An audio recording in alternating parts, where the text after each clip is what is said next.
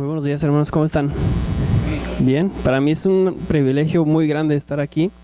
Me voy a presentar así bien para que me puedan conocer un poco. Me llamo Mario Valcorta, tengo 26 años. Mi tía es Lina, ella es hermana de mi mamá. Y bueno, yo vengo de México, Distrito Federal, aunque a los 9 años me fui a Guadalajara a vivir.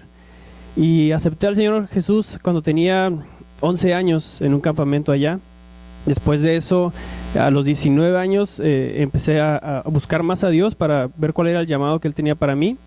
Y Él de muchas maneras me mostró que el llamado era servirle de tiempo completo, ¿no? Entonces entré a un seminario que está ahí en Guadalajara, se llama La Roca.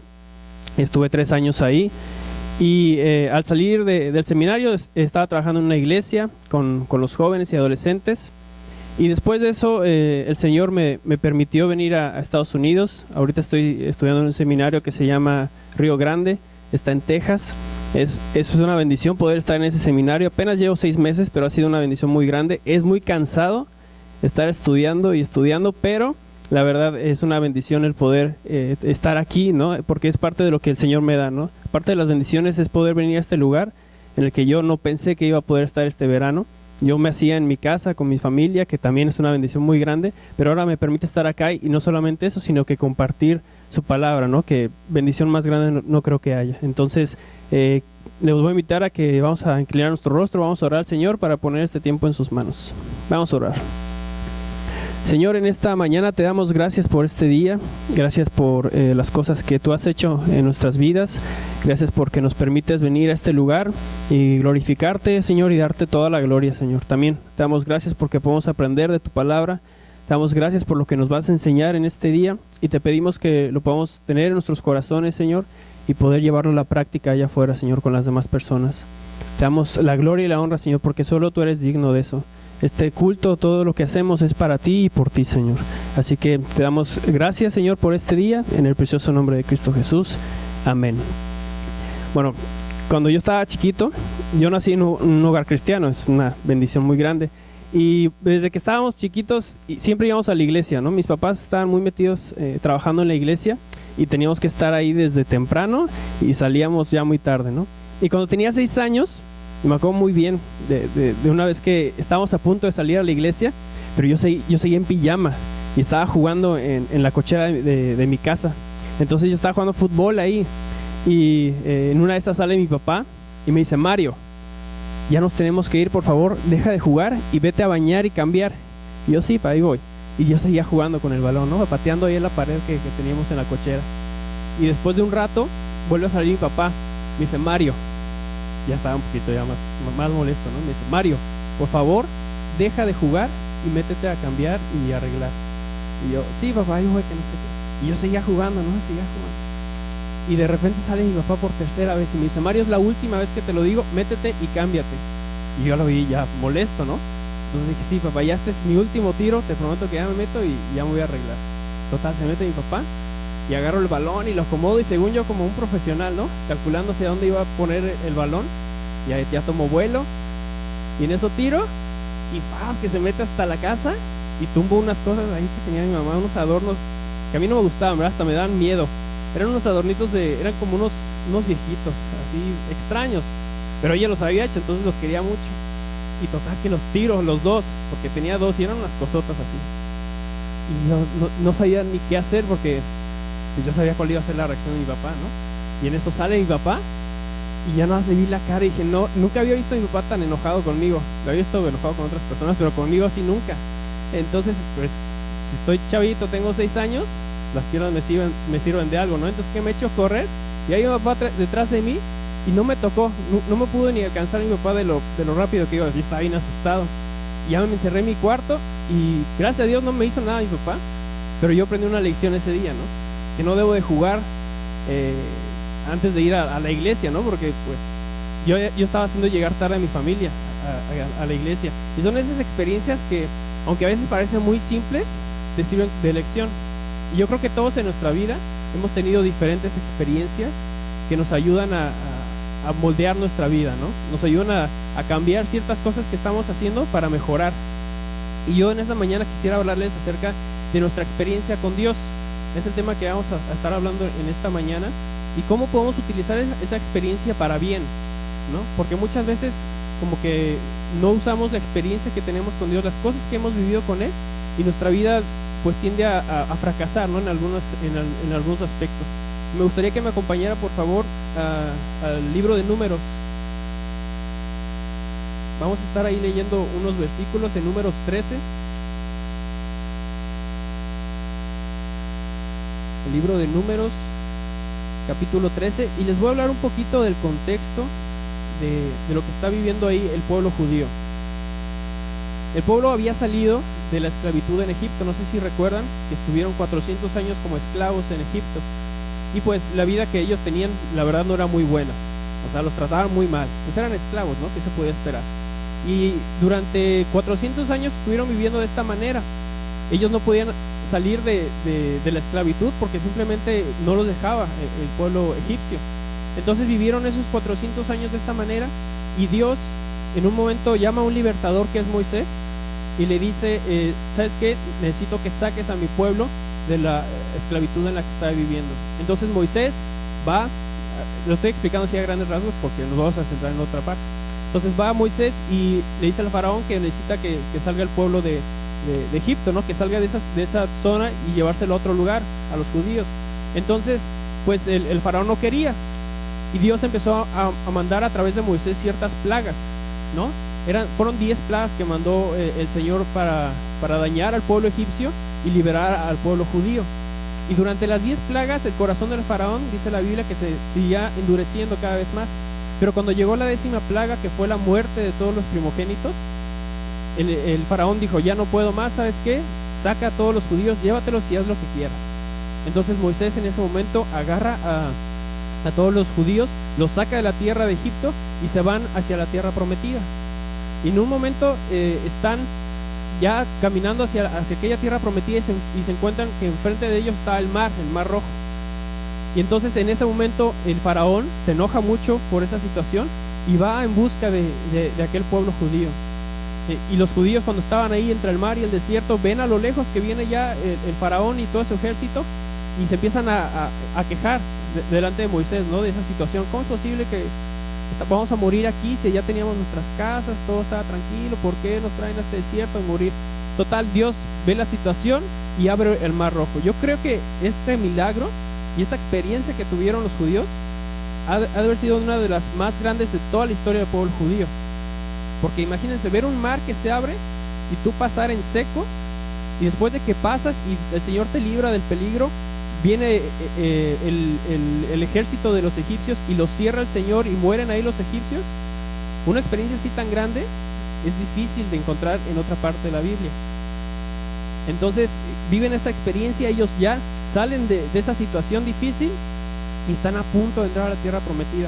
Pero para entrar a la tierra prometida, el Señor le dice a Moisés que tiene que asignar a 12 personas que vayan y hagan una expedición de la tierra. Entonces el Señor, Moisés manda a 12 espías, y llegan, esos 12 espías representaban a cada una de las tribus de Israel. Y dentro de esos 12 espías había dos hombres que vamos a estar mencionando un poquito más adelante, pero que son muy importantes, que es Josué y Caleb. Entonces mandan a estos 12 hombres, hacen un recorrido bastante largo, la verdad. Salen de la tierra de Parán y empiezan a seguir todo el camino hacia el mar Muerto. Entonces ellos recorren toda esa trayectoria, son aproximadamente unos 800 kilómetros, y la recorren durante 40 días. No es que el trayecto fuera tan largo, sino que ellos tenían que entrar a aquella tierra y ver ciertas cosas, ¿no? Detenerse, observar, ver a la gente que había ahí, porque ellos tenían que llevar un reporte, y ese reporte tenía que decir si la tierra era buena o mala, o sea, si era fértil, qué tipo de gente había ahí, si eran personas humildes o personas de guerra, ¿no? Si eran campesinos o realmente unos guerreros. Las ciudades cómo eran, si eran fortificadas o eran simplemente unas tiendas que estaban por ahí, porque ellos iban a entrar a conquistar aquella tierra.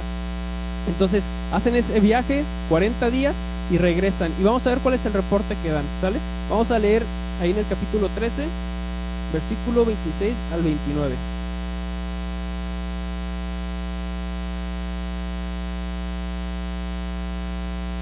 Vamos a leer. Dice: Y anduvieron y vinieron a Moisés y a Aarón y a toda la congregación de los hijos de Israel en el desierto de Parán, en Cades, y dieron la información a ellos y a toda la congregación y les mostraron el fruto de la tierra. Y les contaron diciendo: nosotros llegamos a la tierra a la cual nos enviaste, la que ciertamente fluye leche y miel, y este es el fruto de ella. Mas el pueblo que habita en aquella tierra es fuerte, y las ciudades muy grandes y fortificadas. Y también vimos allí a los hijos de Anac. Amalec habita en el Negev, y el Eteo y el Jebuseo y el Amorreo habitan en el monte, y el Cananeo habita junto al mar y a la ribera del Jordán. Lo primero que me gustaría que viéramos en esta mañana es que debemos de confiar en Dios usando nuestra experiencia diaria con Él. Nuestra experiencia diaria con Dios es lo que debemos utilizar para poder confiar más en Él, ¿no? Y en el medio de las situaciones que vivimos.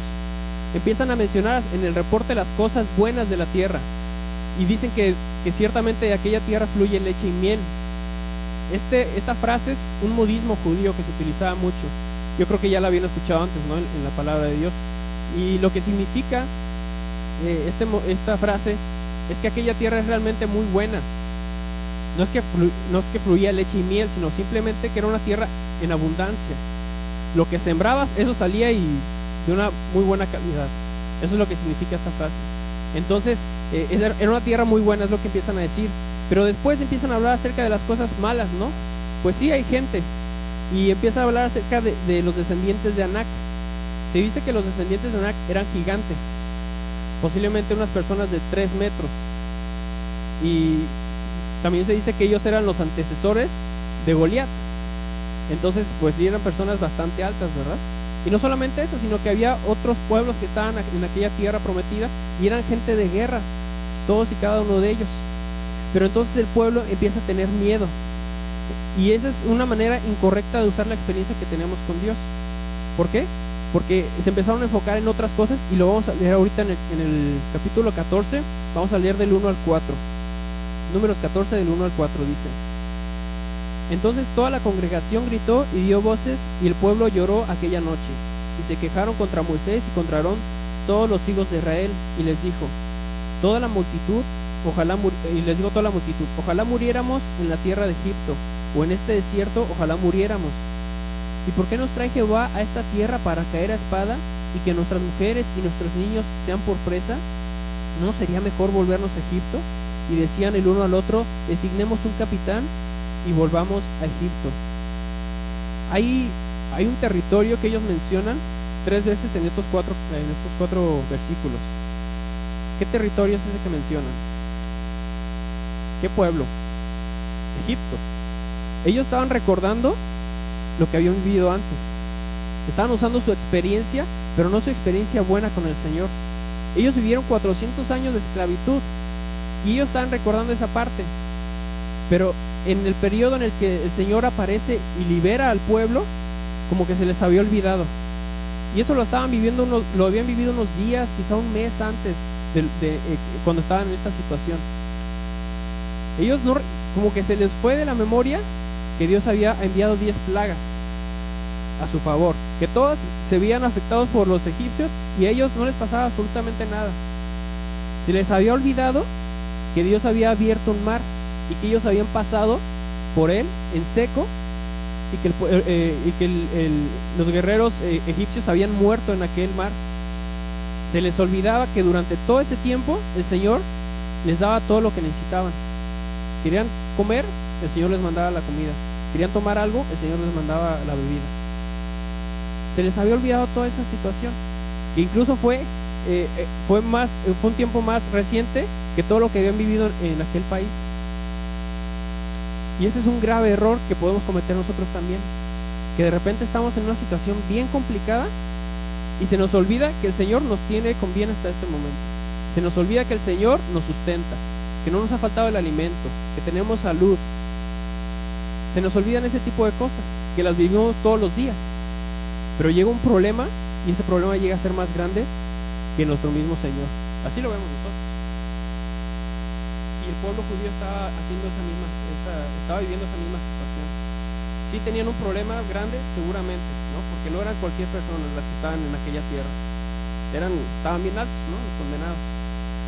Pero no solamente eso, sino que había otros pueblos más que estaban ahí y ellos no eran gente de guerra.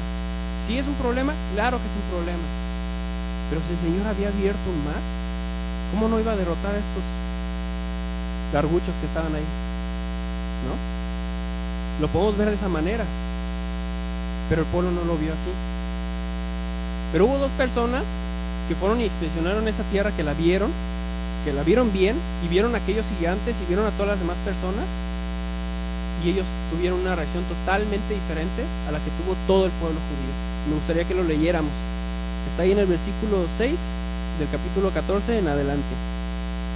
Dice: y Josué hijo de Nun y Caleb hijo de Jefoné, que eran de los que habían reconocido la tierra, rompieron sus vestidos y hablaron a toda la congregación de los hijos de Israel diciendo: la tierra por donde pasamos para reconocerla es tierra en gran manera buena.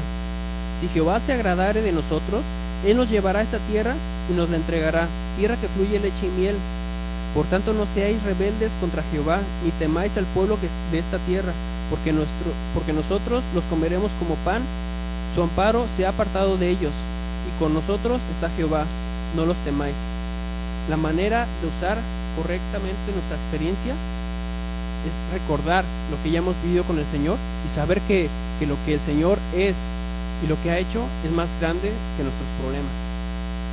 Porque ellos entendieron perfectamente, estas dos personas solamente, entendieron perfectamente quién era su Dios, de qué era capaz, qué es lo que puede hacer Dios con tal de que se cumpla su voluntad. Y la voluntad de Dios era llevar a ese pueblo a la tierra prometida, y había hecho cosas increíbles, y ellos recordaron todo eso. Ellos también vivieron la esclavitud, pero ellos también vivieron esas experiencias, vieron esas plagas, ellos vieron todo eso y recordaron eso.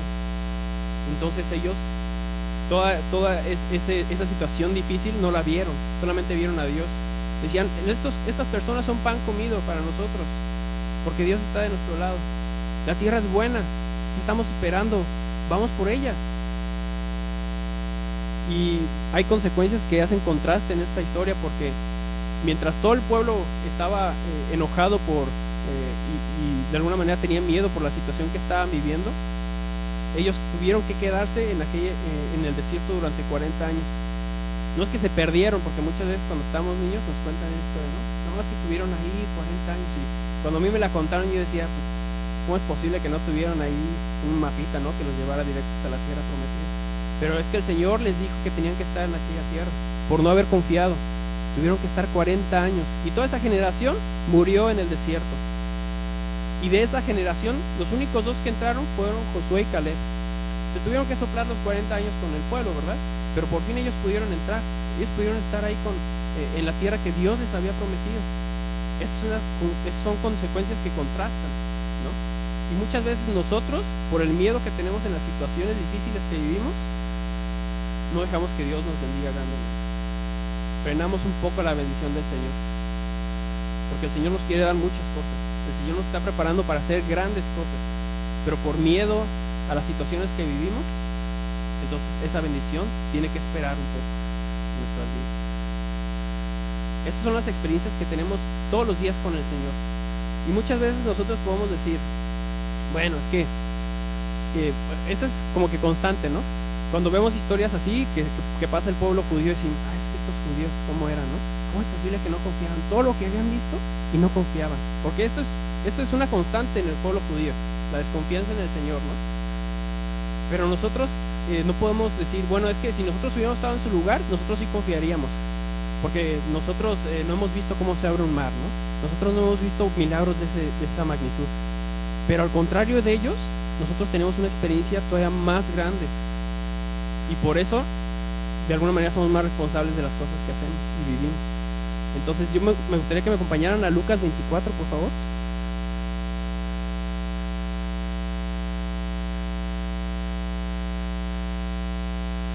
Si hay personas que deben de confiar en el Señor en base de la experiencia que tenemos con Él, somos nosotros.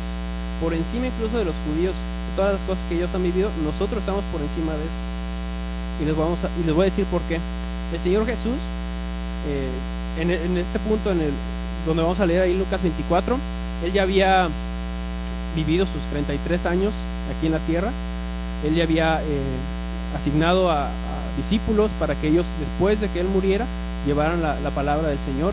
Él ya había entrenado a ellos, también había dado muchísimas enseñanzas al pueblo, también había hecho muchísimos milagros, pero hizo lo mejor, ¿no? Que fue dar su vida por nosotros, ¿no? Se entregó en una cruz, pagó todos los pecados que nosotros teníamos y murió. Y en el capítulo 24 vamos a leer lo que es su resurrección, así que los invito a que leamos desde el versículo 1 hasta el 9. Vamos a leer. Dice: el primer día de la semana, muy de mañana, vinieron al sepulcro trayendo las especies aromáticas que habían preparado algunas otras mujeres con ellas, y hallaron removida la piedra del sepulcro, y entrando no hallaron el cuerpo de Jesús.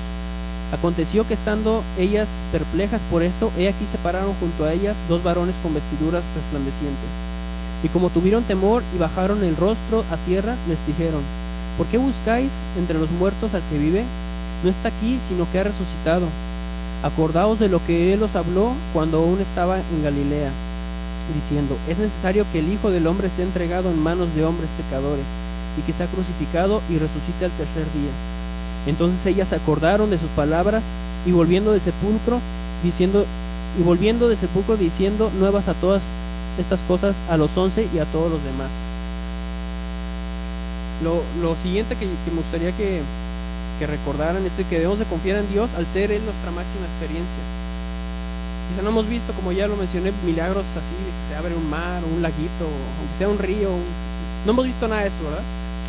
Pero sí tenemos la máxima experiencia, y ese es nuestro Señor Jesucristo. Él es nuestra máxima experiencia, por eso debemos de confiar en Él. Es interesante esta historia porque el Señor Jesús estuvo con sus discípulos por lo menos unos 2 años, quizá los 3 años que estuvo ministrando. Y durante todo ese tiempo, por lo menos en 4 ocasiones, les mencionó que era necesario que Él muriera para pagar los pecados, pero que Él al tercer día, ¿qué iba a hacer? Él iba a resucitar. Era necesario que Él muriera, pero Él iba a resucitar. Y se los dijo en varias ocasiones. Y es interesante porque las personas, las mujeres en este caso, iban hacia el sepulcro, iban a dejar unas especies aromáticas. Las especies aromáticas son necesarias o eran necesarias en ese tiempo porque el cuerpo se empieza a pudrir, ¿no? Cuando está muerto, cuando ya no tiene vida, se empieza a pudrir. Entonces era necesario llevar ese tipo de cosas para que no oliera tan mal. Pero vemos una situación como que medio extraña porque se supone que el Señor Jesús les había dicho que Él iba a resucitar, que Él no se iba a quedar muerto. Y ellas iban a llevar cosas ¿a quién? A un muerto.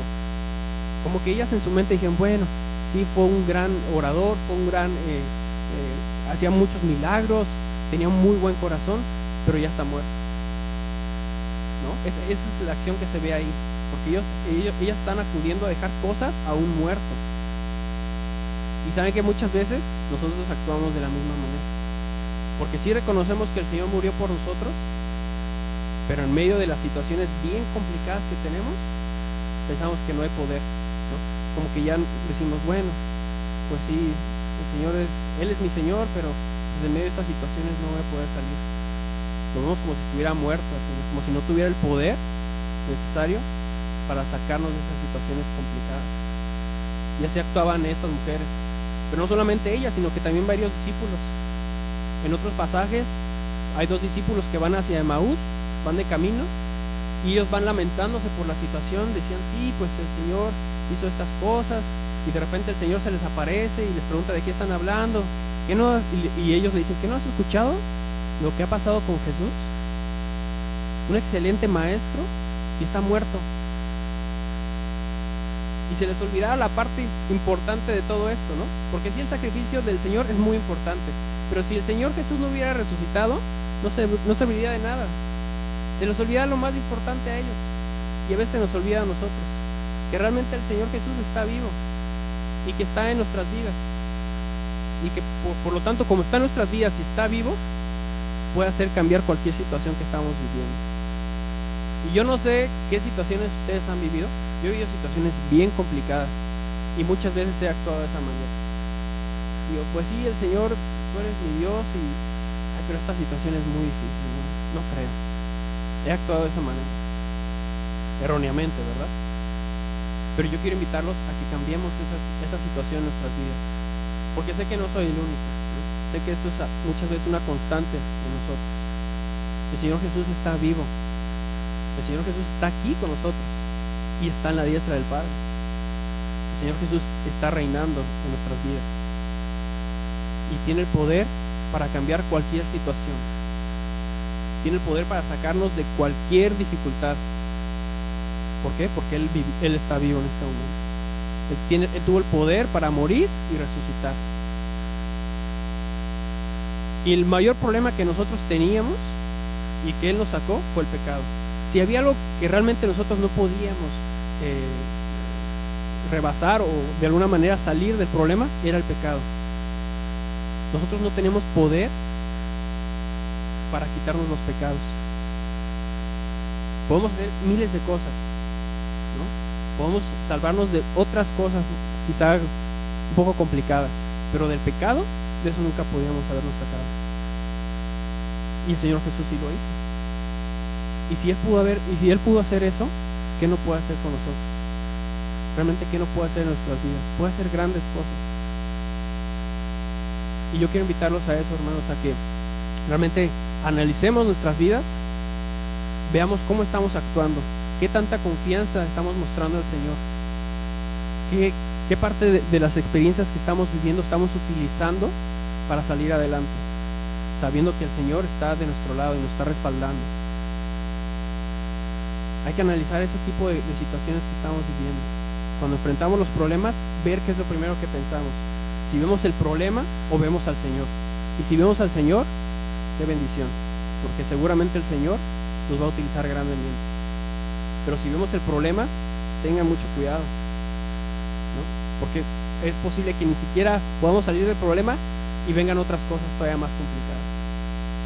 Entonces es la invitación en esta mañana que yo les quiero hacer, que veamos esos dos aspectos, ¿no? Las cosas que ya el Señor ha hecho, cómo el Señor ha trabajado en nuestras vidas, cómo el Señor nos ha sacado quizá de enfermedades, cómo el Señor nos ha mantenido, tenemos una casa, tenemos familia, tenemos el alimento que ahí está, ¿no? Que a veces es tan constante que se nos olvida que es un milagro y es parte de la misericordia del Señor, ¿no? Que lo tenemos, pero que también tenemos la salvación, que el Señor nos quitó todos nuestros pecados y estamos aquí en su presencia para adorarle y glorificarlo, pero es a través de lo que Él ya hizo.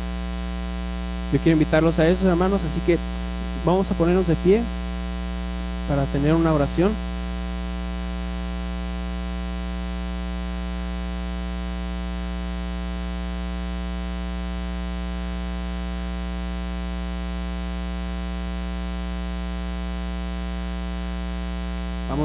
Vamos a orar.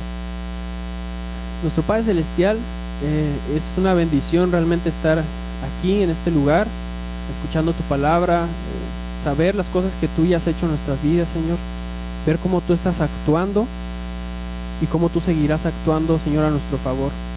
Sabemos que la vida no es nada sencilla, pero del lado tuyo, Señor, podemos hacer grandes cosas, porque tú ya nos has librado de situaciones muy complicadas, Señor, y nos has librado de la situación más complicada que fue el pecado. Si había algo que nos apartaba de ti, era el pecado, y tú lo quitaste en aquella cruz, nuestro Señor Jesucristo. Gracias, Señor Jesús, por eso. Gracias por la bendición de tenerte en nuestras vidas. Ayúdanos a ser personas valientes, a confiar en ti, sabiendo que tú estás de nuestro lado y tú actuarás conforme a tu voluntad, Señor. Gracias por este hermoso día que nos das. Permítenos seguir glorificándote, Señor, alabándote a través de las actividades que vienen, Señor. Alabado seas, nuestro Padre Celestial, y en tu precioso nombre oramos. Amén.